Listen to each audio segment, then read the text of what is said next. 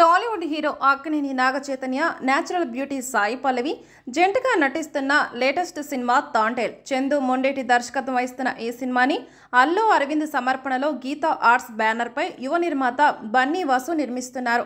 యథార్థ ప్రేమ సంఘటన కథ ఆధారంగా తెరకెక్కిన ఈ సినిమా ఫిబ్రవరి 7న గ్రాండ్గా థియేటర్లోకి రానుంది.